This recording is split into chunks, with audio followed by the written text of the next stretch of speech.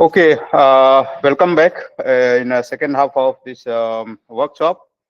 So the title of the next talk is Performance of Networks with Energy Constant Machine Type Devices.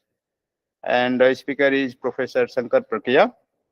So let me introduce him briefly. Professor Shankar Prakriya received the bachelor degree in Electronics and Communication from Regional Engineering College um, from Tiruchirappalli, and MS and PhD from University of Toronto. So he was with the Indian Space Research Organization for 3 years. Later, he joined the Indian Institute of Technology, Delhi in 1997, where he is currently a professor with the Department of Electrical Engineering. He was Jack Gupta Research Chair Professor for 5 years till September 2017.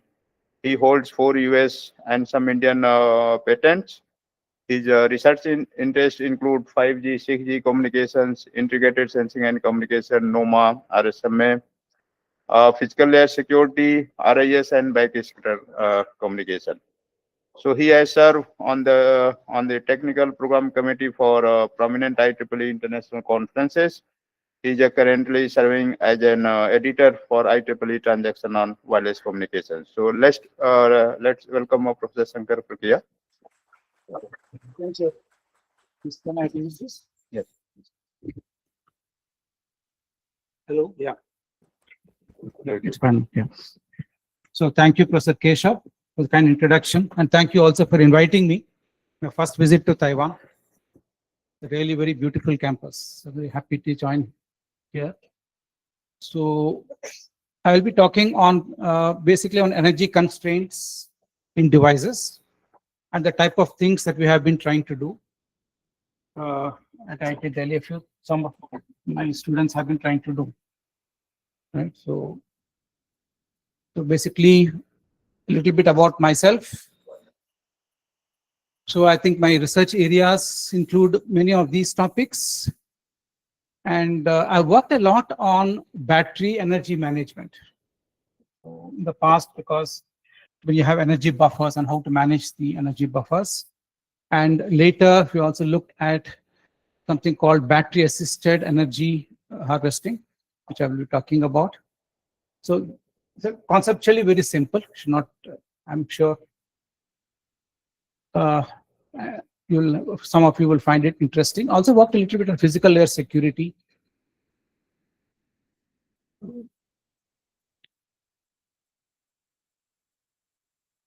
So coming to the motivation, I think this is something everybody knows.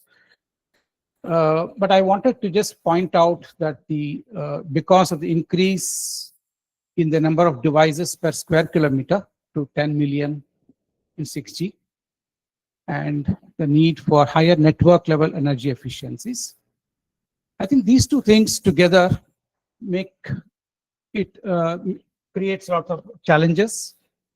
For example, multiple access is a challenge, because when you have 10 million devices, communication, I think this is something all of us know. Communicating with all of them is a challenge, because you need to have better multiple access techniques.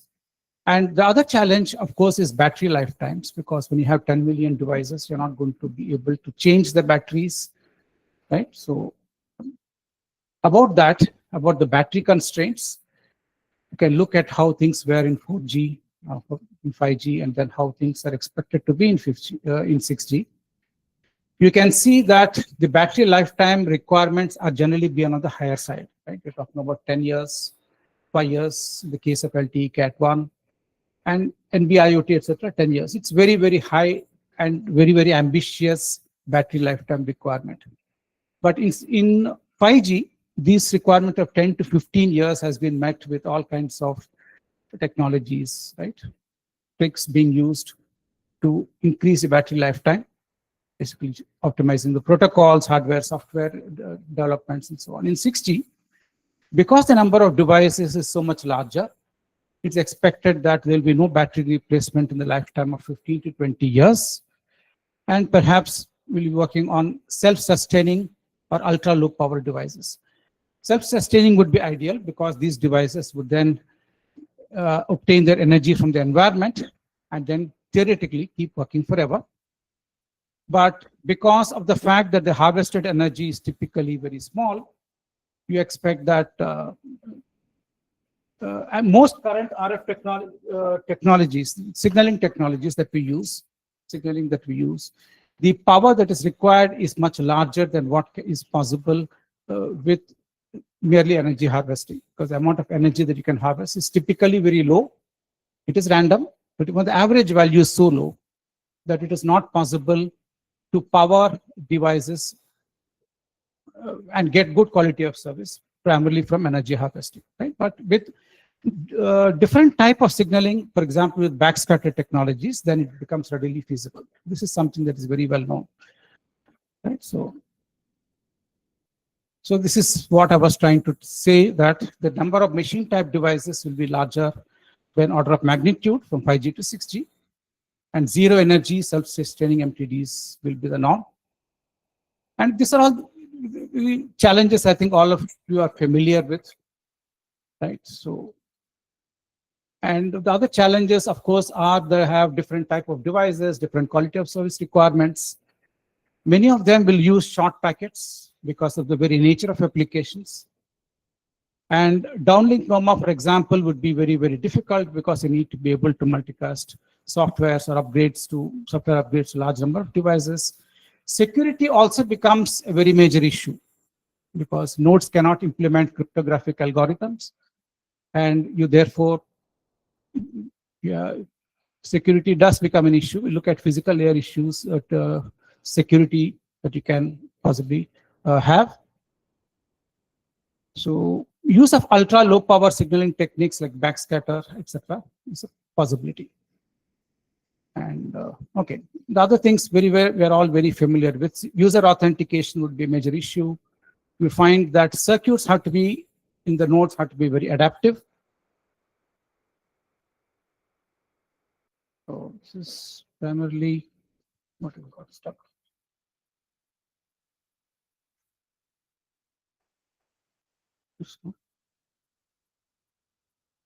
Yeah, no. Can you please just?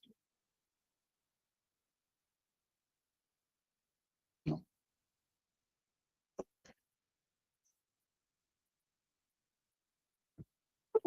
1 second, please. Yeah.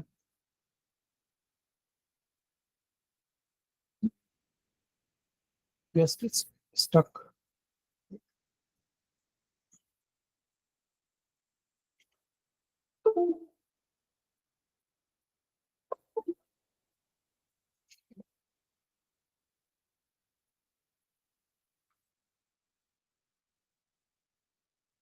Batteries over. What is it?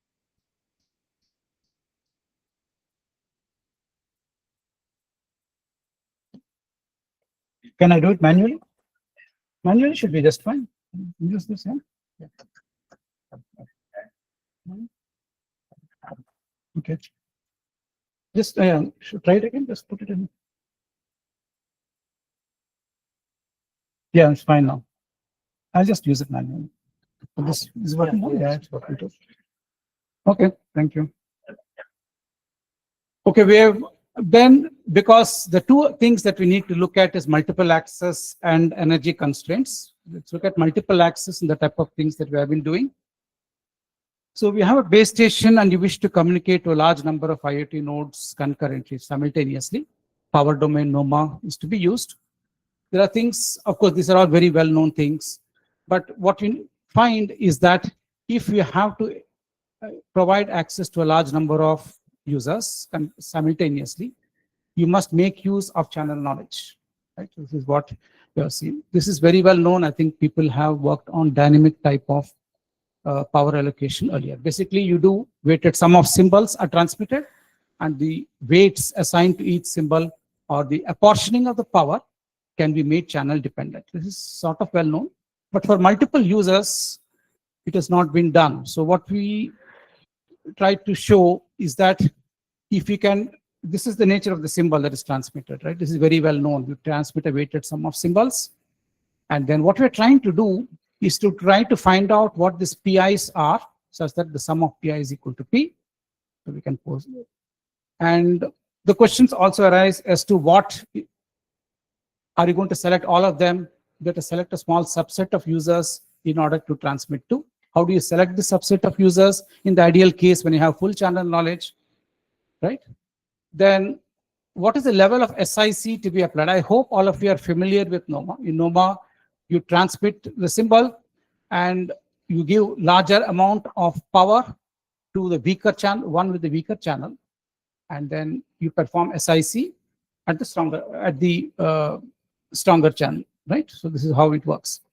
So because SIC is applied to the user with the stronger channel gain, and here, of course, you have K users are active at any point of time. You need to apply larger number of SIC at some nodes, different levels of SIC, right? So the weakest user, of course, will have no SIC. The second one will have one level, second, and so on. So what is the level of SIC to be applied at each user? And network level energy efficiency is of importance, right? We're trying to find out what is the minimum amount of power that you can use at the base station and how it can be apportioned. Both of these need to be found out. So it is possible. It is not very difficult. You write down all the SNRs at each of the users at each step of the SIC. Make sure it is larger than a threshold. We're using fixed rate signaling. Then you can find out expressions for this power, basically. You can find out closed form expressions for the power in terms of the channels. Right? So this is what we find is that, of course, this is not of immediate interest to this particular talk, but I thought I should mention it. You can find out all this total power to be used as well as the apportioning to be used. And we can, the proper way of selecting the best possible users. This can be specified. And one of the things is that what people do not think about much is that when the number of users served becomes larger, there are power implications to the base station. Obviously, it becomes more energy inefficient when the number of users is larger. So if you know all the channels, the question arises as to how many users you should accommodate, right? It is intuitive that if you keep on increasing the number of users currently served to capital K, out of the N, you choose them in some way and you try to serve them. If you keep increasing your K, you will find it becomes more energy inefficient. So how do we select the number of users based not just on throughput considerations or channel access probability considerations, but based on energy considerations? This is something that we are looking at currently. So this work was published in last year, I suppose. Yeah, 2024. And currently we are looking at techniques that of this particular sort, how to choose the number of users based on energy efficiency considerations. Similarly, in the uplink, I hope all of you are familiar with non-orthogonal multiple access. So you have a large number of users here, N users, out of which you select K and transmit to a base station. So the questions here arise, what should be the power used by each of these users? And what should be so in order to ensure that the base station can decode all the symbols. Right? So how do we do this? And you will notice that at the base station, you have to use SIC in order to decode the symbols of all the users for transmitting concurrently. So the problem is to determine these powers at each of the users. First, select K out of these N users. Then you have to select the powers to be used by each of them. Then you have to specify what should be the decoding order. Right? Decoding order is very important because the decoding order depends not just on the channel gains, but also on the powers that you are using. And you are determining the powers. Right? So it becomes imperative that you find out the best possible decoding order at the base station and best possible powers, and so on. To obtain closed form expressions for all of these, it is not very difficult at all. It is relatively straightforward. You can find out the powers to be used, and this is the nature of the powers. It's not very difficult to show that the optimum power selections at each of the users should be so much, and you have to select the users with the strongest channel gains.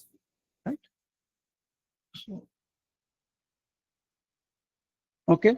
So now, if we denote by P, the peak power available at each user, then obviously, if you what you're trying to do is to look at the order. These are order statistics of the channel gains, right? So you're trying to look at the joint CCDF. That will be the probability of non-outage. So it is very easy to write down the non-outage in terms of the joint CCDF. Basically, you're trying to check if the first channel gain, the user with the best channel gain is greater than this, with this exponent being k, the next one with the exponent being k minus 1, and so on. Right.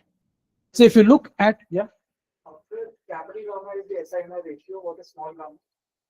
this one, your gamma th is your threshold SNR. We are assuming fixed state signaling. Yeah. So okay.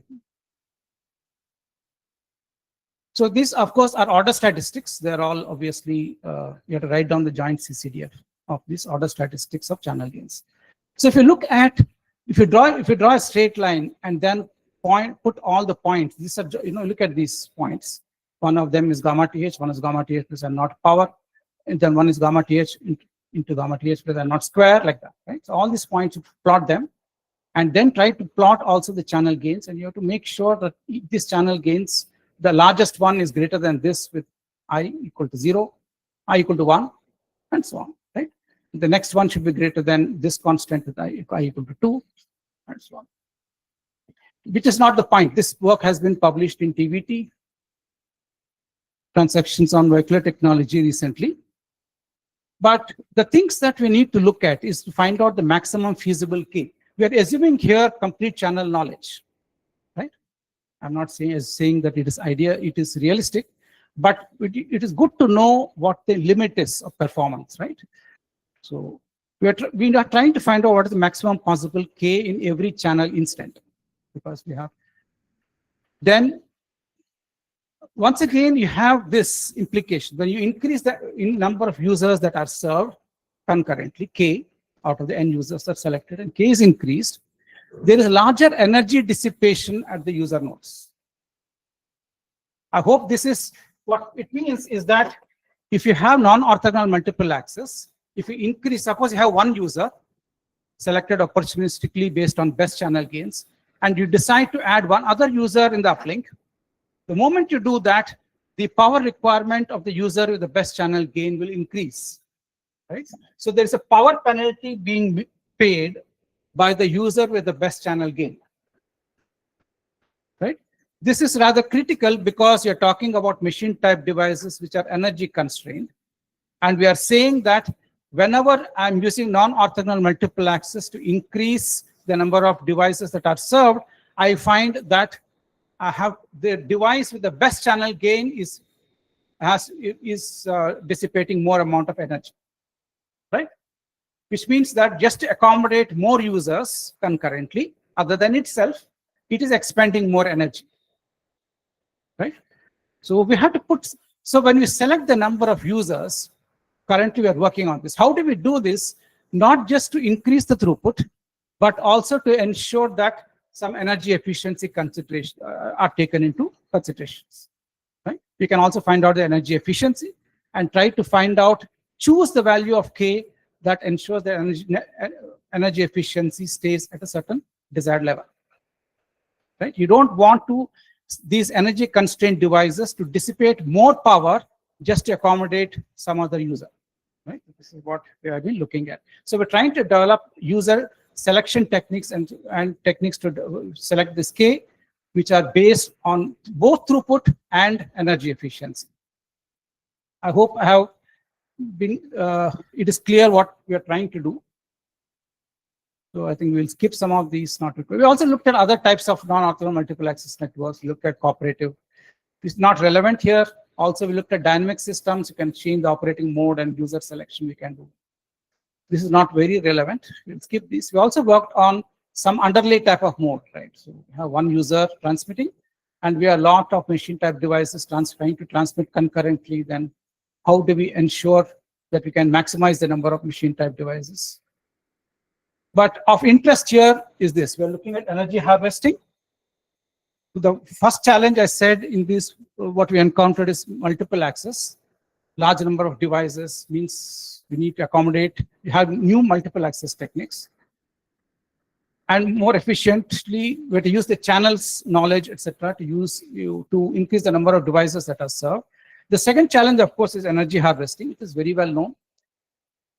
And there is no need for me to repeat. It's a very, very well-known thing that batteries technology has not kept pace, and therefore it is important to look for ways and means to maximize battery lifetimes. Energy harvesting is supposed to be the most reasonable option. Most of the time it is wireless energy harvesting. When you do wireless energy harvesting, there are obviously two options, right? What is the problem with energy harvesting? When it's wireless energy harvesting, there is fading in the channel, which means that there is large variation in the harvested amount of energy, right? What it means is that if you rely solely on harvested energy, the quality of service that you get is very, very poor, right? You can try to store that energy in supercapacitors, and which are basically energy buffers. And then you can try to accumulate enough energy, and whenever you have enough energy, you shoot out data, harvest, and then transmit. It's a very simple thing, very well-known thing, right? And energy buffers is one way to do it. It is very intuitive. Whenever you have energy that is randomly varying, the one way to stabilize it is to put it in some kind of a bank, energy bank, and then draw some fixed amount that ensures that you are more immune to the random variations in the harvested energy. Right? This is we looked at energy buffers. I'll discuss briefly what we have done in energy buffers. Part of it is relevant. I'll discuss only that part. Right? We also developed a framework called battery assisted framework, where we take the harvested energy and say that we have a compromise between the two. We don't use only the batteries of the devices. We use harvested energy. We try to combine both of them in some way, keeping in mind that what we need to do is to maximize the battery lifetime. We feel this is much more realizable in the near term, because the way in which we are signaling currently, the RF chains consume a lot of power, which means it is not really feasible to just base your signal transmission on harvested energy. It makes sense then to try to use the harvested energy and add a little bit of battery energy to it in an intelligent way, so as to maximize the battery lifetime. This is very intuitive and straightforward, right? So what we believe is that solution 2 is readily feasible. Solution 1 is tough because energy buffers need to be implemented. There are problems with supercapacitors and storage of energy and so on.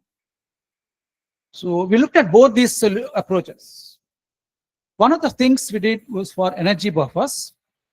I think all of you are familiar, maybe many of you have encountered energy buffers. We use discrete state Markov chains to model the energy buffers, right? That is how it is typically done. We assume that the number of levels of energy is finite. And we find out, we have to analyze the performance of a network based on a node that is harvesting energy. Obviously, you have to have some kind of an estimate of the, basically the probability of different levels of energy needs to be known. They are discrete. You have discrete state Markov chains, and you can find out the probabilities. I think all of you are familiar with discrete state Markov chains. Basically, you have to find out the probability of occurrence of each state, for which you have to invert some matrices, right, based on the number of states. What we found is that the number of states that are required to model networks, get an accurate estimate of performance of communication networks using energy harvesting nodes, is very, very high. One of the reasons could be that the energy that you're harvesting is typically exponential, right? When it's exponential, it is taking small values with a high probability. Because of that, if you use discrete state Markov chains, you use that type of model, you need to have a very large number of states. What we showed in our work is that you require number of states like 1,200 or 1,400 states in order to get an accurate estimate of performance. Right? It is not practical to use such discrete state Markov chains of that size, because to find out the probabilities, you have to invert very, very large size matrices. So one of the ways in which this problem can be avoided is to use continuous state Markov chains to model the energy buffers. Right? We were not the first to do it.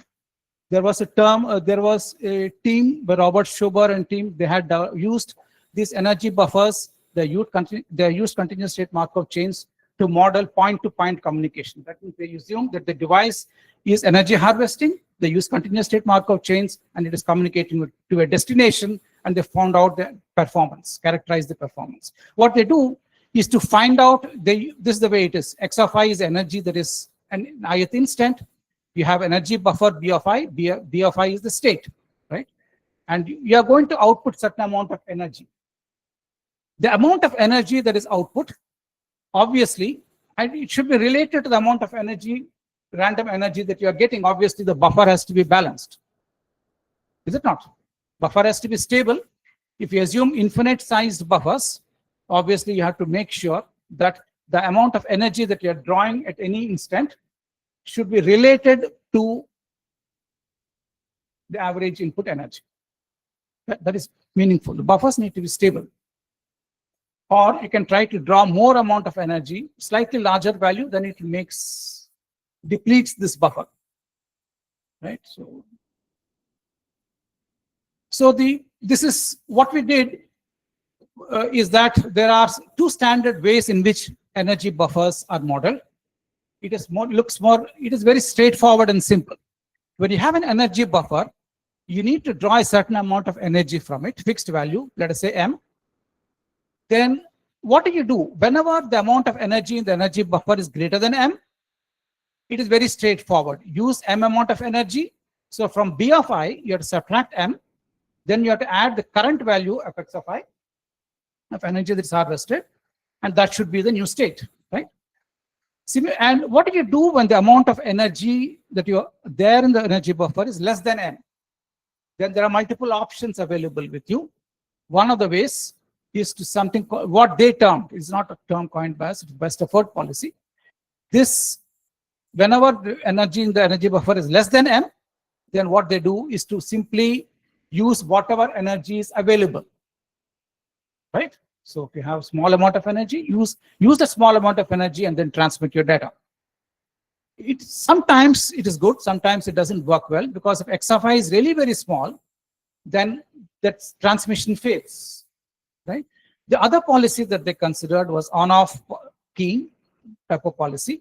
What they do in this particular case, whenever the amount of energy in the buffer is greater than M, they assume that they update the buffer in a standard way, right?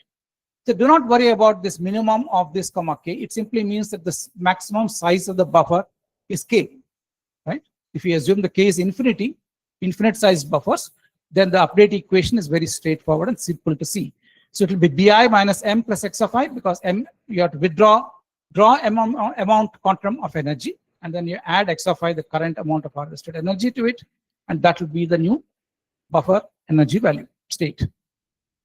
When bi is less than m, in this particular case, you do not transmit at all, right? Sometimes this is a wiser thing to do. So what you do is that the old buffer, you just add x of I, the buffer is updated, no amount of energy is drawn, no signal transmission takes place. So obviously, these are the two techniques that they consider. What we looked at is what happens when we assume here that the relay is energy harvesting type. You are harvesting energy in a secondary energy buffer, and at the end of the cycle and end of the frame, you put it in the so-called primary energy buffer, which is modeled using continuous state Markov chain. Right? So this is a source which is powered. It is communicating through the relay to the destination. So it's a cooperative framework. Right? Then we try to analyze what happens to this performance of the system when the relay is using different types of energy management techniques. What we found, maybe slightly surprising at that particular point of time, is that the energy management technique that we used at the relay makes a very significant difference to the performance of this system. Right? What we found is that when you use selective decode and forward, diversity of 1 is achieved by on-off type of protocol. When you manage the battery energy using on-off type of protocol, then you get diversity of only 1. But we use best effort policy, we get a diversity of 2. With incremental decode and forward, obviously we get a diversity of 2 in both the cases. But the important thing to see is that the way in which we manage the battery and the energy here and in the energy buffer, it made a huge difference to the performance of the whole network. Right? This is the takeaway, the point that I was trying to make. The battery energy management technique used at the relay affected not just itself and its energy, but also affected the whole network. This is also true when it is not a relay, but it is some other near user, and this is a far user. Non-orthogonal multiple access type of framework. That also has been, we had studied that when the near user is energy buffer equipped, and there also the same story repeats, right? So this is the important thing, that the type of battery energy management policy used by the node influences the performance of the whole network. Obviously, when you have multiple access type of situation, when you have an uplink multiple access, the type of battery energy management policy used by one node will affect the performance not just of itself, but also of other nodes. Right? So we have to keep this in mind when we also had look at various types of, in various papers we had looked at. I think I listed 2 of them here. One of the cases we also considered, anyway, this is besides the point. The point I was trying to make is that the way in which we manage the energy in any particular node, it influences the performance of the whole network. And in multiple access type of networks, the whole networks, the type of performance achieved by other nodes is also influenced by the policy that one node is using. Right? That is of importance to appreciate. This is a takeaway. We also looked at other type of networks. For example, when source relay destination, then the sources of energy harvesting type, this is much like a, we can think of it as a relay, which is, so the source is energy harvesting type. It's like a sensor IoT. It sends information to the relay. The relay is operating a data buffer. The source, of course, is the energy harvesting type, right? It has its energy buffer. The relay uses a data buffer and then draws from this data buffer and then transmits packets to the destination, which is a collector. We looked at these type of frameworks. So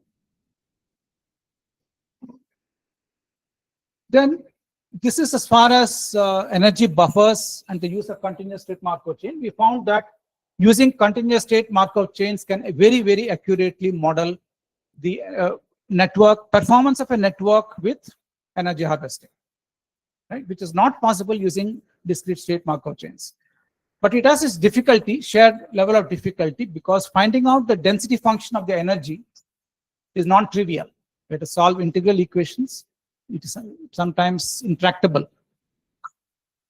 The other thing that we looked at, which we felt was more realistic, is whatever energy that you harvest. For example, you consider time switching. For a certain fraction of the time, you're harvesting energy. Then we add battery energy to it. Right?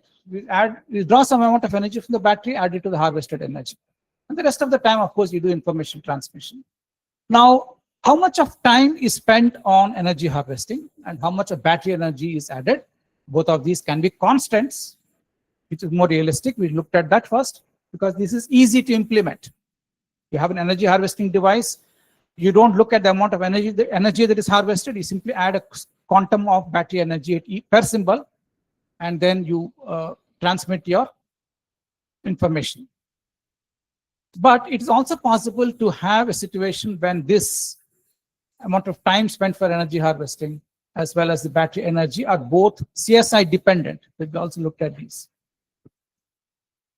So what we found when we looked at this is that the way in which we manage the battery energy, that means whether we assume alpha, this time fraction of the time used for energy harvesting, which is alpha, and this EB, which is the battery energy drawn, whether we make it CSI dependent or whether make it constant, it influences not just the performance of this one particular node, and not just its energy dissipation, it also influences the performance of the whole network.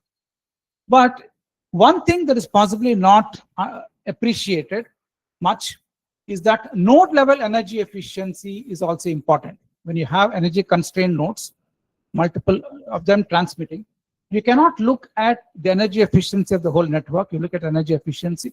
Every node has to think of its energy depletion, right? So you have to look at node level energy efficiency.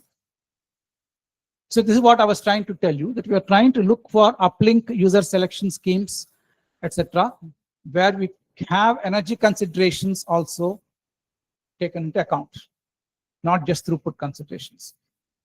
So very standard things we have done with source relay destination type of framework, with the relay is energy harvesting type, right? So what we found, this is very initial work done quite some time back, where we showed that if you add a small amount of battery energy at the relay, it can make a very significant difference to the performance, especially at low to mid SNRs. What we did was very simple. We just harvested the energy and added a fixed quantum of battery energy in every realization. And then we found that it makes, if you look at this, look at the outage performance. So when you add EB equal to 0, this is the performance, right? When you add this versus SNR. So if you can see that when EB equal to 10 microjoules, EB equal to 50 microjoules, etc., the performance outage performance gain is huge in mid to low to mid SNRs. At higher SNRs, it makes no difference because energy harvested is typically large with high probability. Right? So this is very, we've done quite some time. I look at throughput also, you can see the same thing. We've done this for time switching, power splitting, splitting and time switching. You can see that with certain amount of battery energy, you get significant advantage at low SNRs. The one thing that we have to keep in mind that we are drawing certain energy from the battery, and we're also deciding how much of time to be used for energy harvesting. Obviously, that time and the EB are both related to each other. Should we harvest for a larger amount of time and use less battery energy?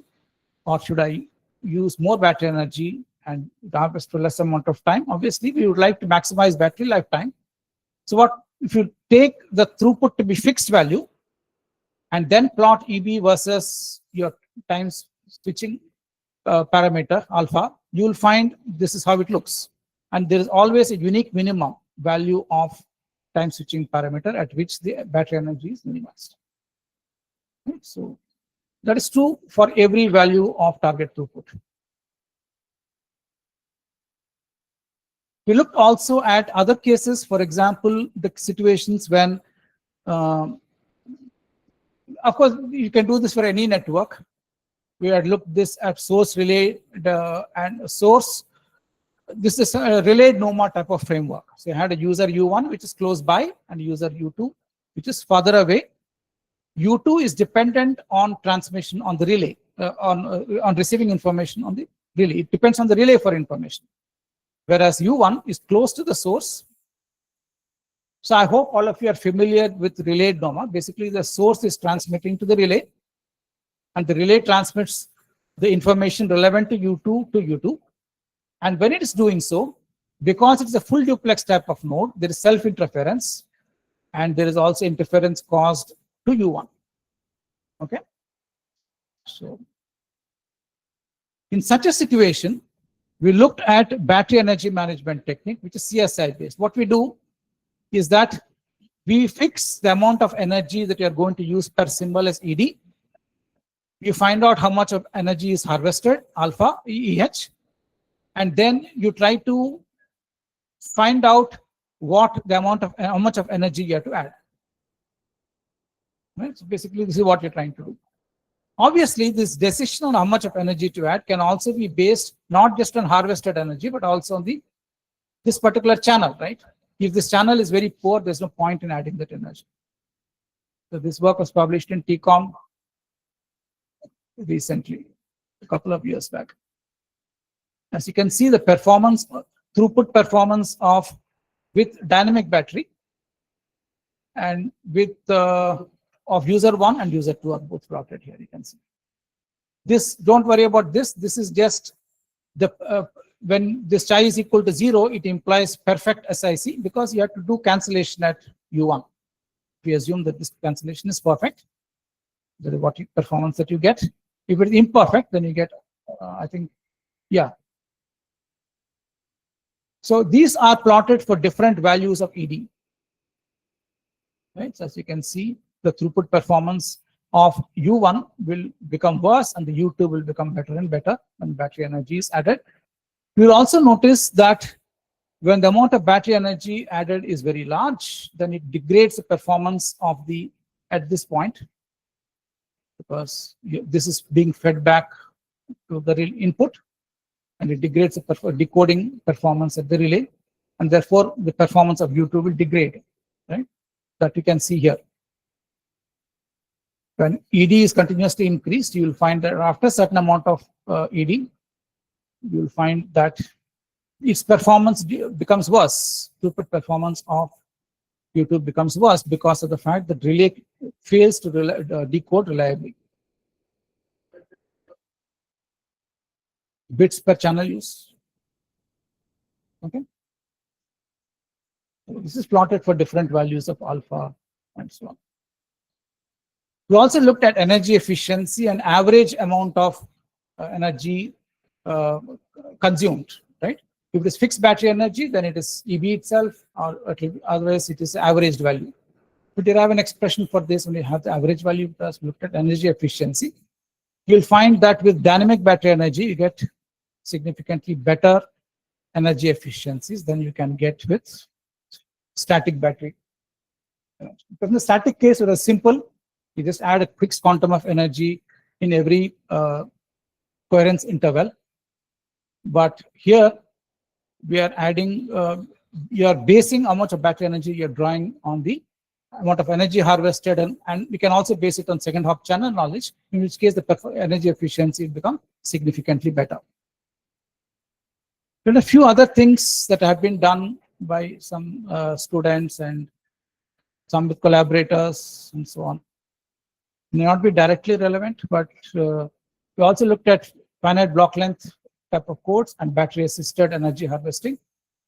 Then we try to find out if finite sized blocks of data are transmitted, and this is using power splitting, and this is for self interference. Then how do we determine the best possible block length and so on? If this is battery assisted energy harvesting type of node, then what happens when I increase the battery energy that I use? How does it influence performance and so on? So these, how does it influence the block rate, the block length? The I hope all of you are familiar with finite block length code, the way they work. Obviously, because the size of the packet is finite, you're going to have a block error rate. Signaling is no longer perfect. Right? So it is going to have a finite amount of error. So if you, how does the battery energy that I use here affect the block error rate and so on? And how does it affect the size of the block length that you should use? We also looked at other nodes type. This is slight deviation from the topic, because what I was trying to say is that, but anyway, let me complete this. In multi-hop relaying, also we had looked at in case situation when all the nodes are of energy harvesting type. So you have a source, you have a cluster of relays, and a destination. I think all of you, this is a very traditional type of multi-hop framework. The source here, of course, it is different because every node in this particular network is of energy harvesting type. Then we also looked at the case when all these nodes of energy harvesting, but also draw energy from the battery. I'll tell you why we looked at that. So when source transmits using its harvested energy, all these relays try to decode, and those that are successful, among those, you select one that has got the best amount of energy. No other consideration, right? Because in this type of framework, channel estimation is not possible. We cannot select the best route through this particular network. So, and similarly from hop to hop, then the node here with the best amount of energy that is decoded successfully, but has the largest amount of energy transmits to the next hop, and so on. So in traditional frameworks, if you don't use ARQ, that means whenever it fails to decode, one of the hops fails, signaling is an outage. But if we choose to use ARQ, that means in there are two different ways of doing it. The source can communicate to the first hop.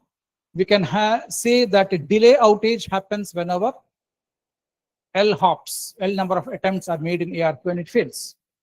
Right? Because the channels are randomly fading every time. You're harvesting your energy afresh and then transmitting.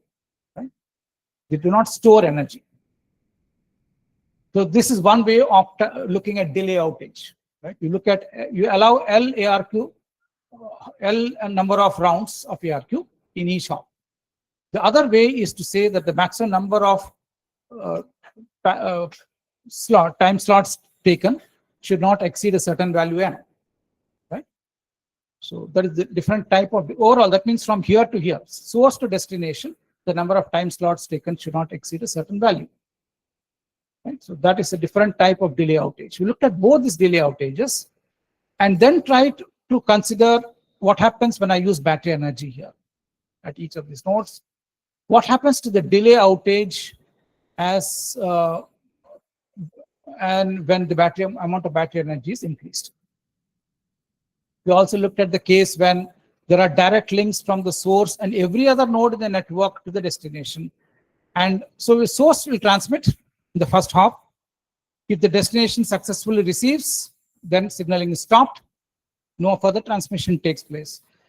When source transmits, obviously these nodes will try to decode. They wake up from sleep, decode, then harvest energy, and then transmit to the next hop. Right? This is how it works.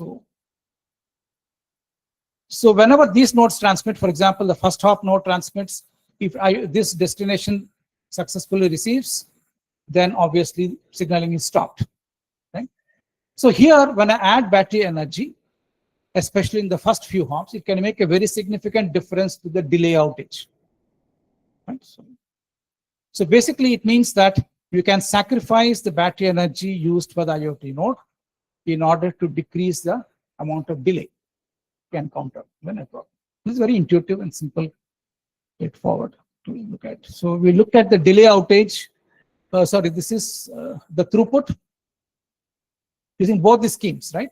Per hop delay outage and also overall delay outage based on all the hops. So you can see that when you add battery energy to it, then you get much higher throughputs, as you can expect. Let us look instead on the average delay, which is maybe more meaningful. As you can see that when the amount of battery energy is increased, the amount of average delay in the network significantly decreases.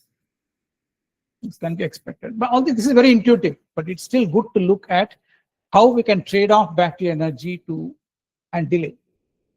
This is not the only way. We can also look at multiple access techniques, which I thought I should. We also had to look at some security issues. Here again, we have considered the same battery-assisted energy harvesting nodes, right? The source and the relay are energy harvesting type, and this is a destination.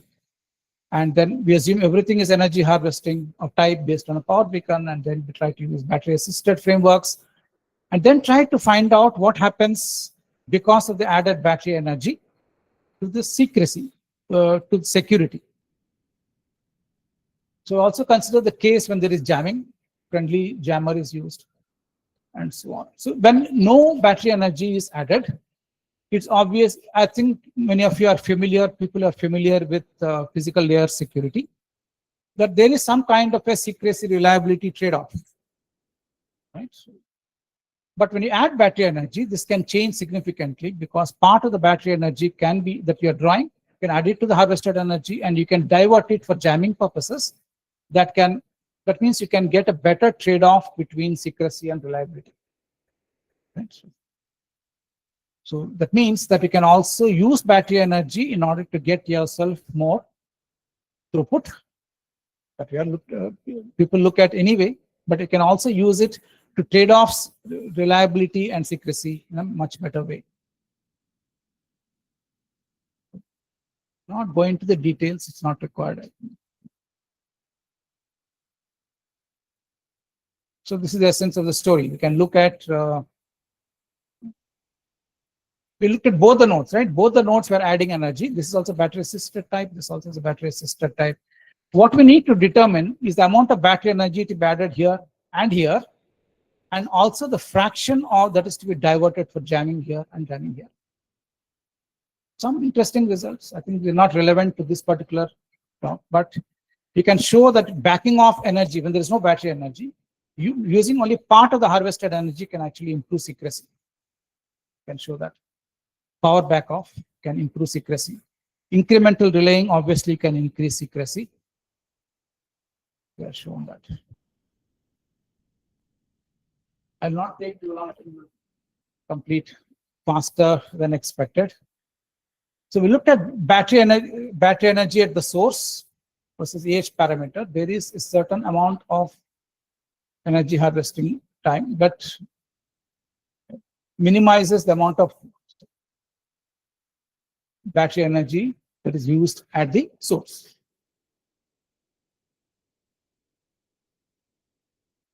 I think these are for different throughput, secrecy throughputs values. Earlier we looked at throughput values, now we're looking at secrecy throughput being fixed, certain different values, and then trying to show that what energy harvesting parameter needs to be used to ensure that you use minimum amount of battery energy at the source. Okay. We also showed that power back off can be beneficial when there is no battery energy being used or no jamming being used. And when there is no battery energy being used, then there's a trade-off, well-known trade-off between in secrecy and reliability. You can look at the intercept probability versus outage. It's very, you cannot decrease your outage without paying a price. That is what you see here. You have to trade off the two. And the only way to beat this is to add battery energy and use jamming. We also looked at short packet communication between source to destination in the presence of an eavesdropper, but this is of energy harvesting type. And battery assisted, we looked at how battery energy can be used in order to increase the block size for a fixed block error rate. Right? So this work is published in various communication letters. So, oh yeah, this is without energy battery assisted, but now we have generalized it to include battery assisted nodes and also considering 2-hop networks and so on.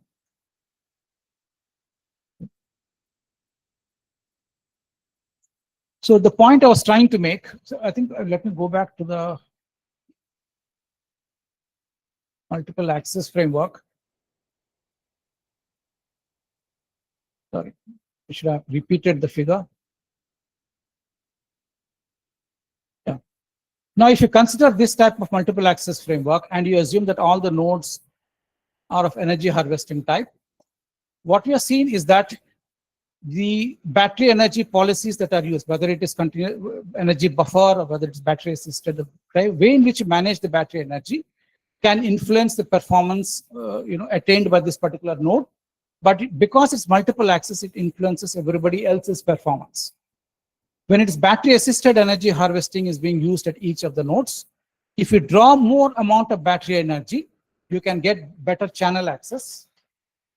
So you can trade off battery energy for better channel access, right? You can also decrease the age of information by sacrificing battery energy and so on. So we're currently looking at these, what happens to multiple access techniques when all these nodes implement different battery energy policies and try to utilize it to their own advantage.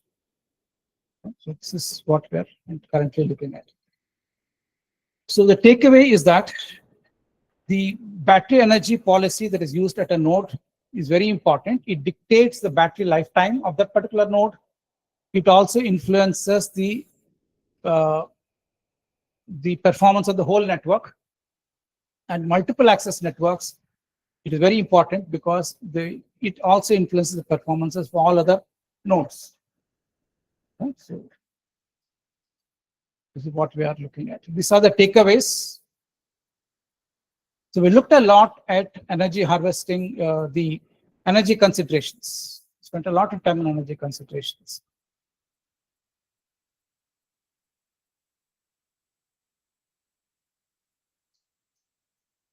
There are trade-offs we have seen between battery energy consumption and throughput. Obviously, if you sacrifice battery energy, you can get better throughput. You can also sacrifice battery energy to get better channel access, better age of information. We also seen the trade-offs between secrecy. You can get better secrecy throughput by sacrificing battery energy. You can get larger block sizes and so on. So all these trade-offs is what we are trying to look at in multiple access techniques with nodes which are of energy harvesting type. So I hope what I was saying was clear. It was conceptually very simple. All that I was trying to argue is that the way we manage battery energy in any node is important, not just for maximizing battery lifetime or getting good performance, also to ensure that the network performs well and multiple access techniques is affected a great deal. You influence the performance of other nodes. This is what we are currently looking at. We have developed non-orthogonal multiple access power control techniques, etc. for uplink. What happens to those when these nodes are energy harvesting type? So this is what we are looking at. I'm open to questions if you have any. Any question from audience? Yeah. Sir, in the uplink communication, how it affects on channel decoding order? In uplink? Uplink communication, how it affects on decoding order? Because you are playing around with the powers. Ultimately, if all the powers are the same, then the decoding order will be such that the user with the best channel gain is decoded first. Right?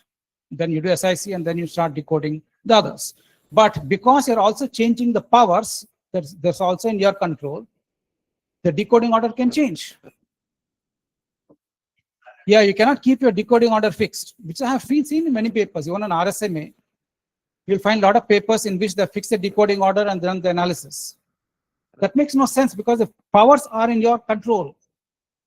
Obviously, when you play around with those powers, the best decoding order will change.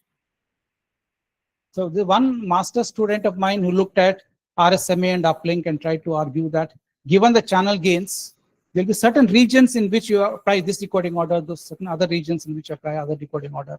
And you can specify those regions. Right? In various situations, when it is static, in the case of dynamic case also.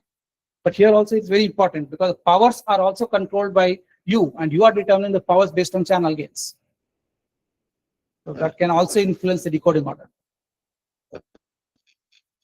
Yeah, any other question?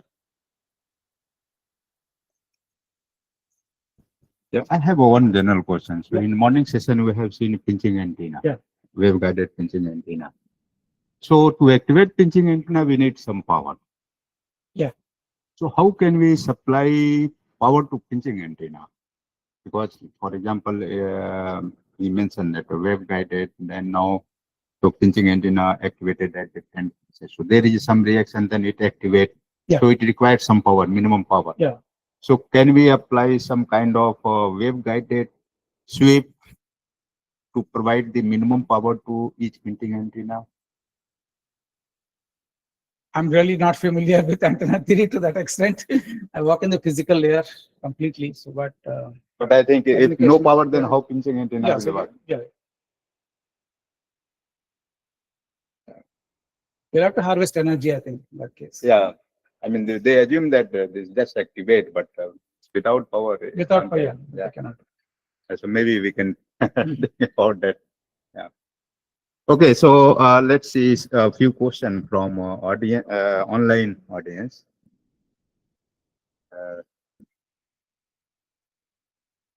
So I think any question? No question. I can't see any question. Yeah, we will provide slides. If someone need, just email. We will provide the welcome. If you slides. Yeah. have any questions, you can always. And meanwhile, yeah, so you can directly email to speakers your question, so they will reply. Okay, we have a small gift for speakers. So, yeah.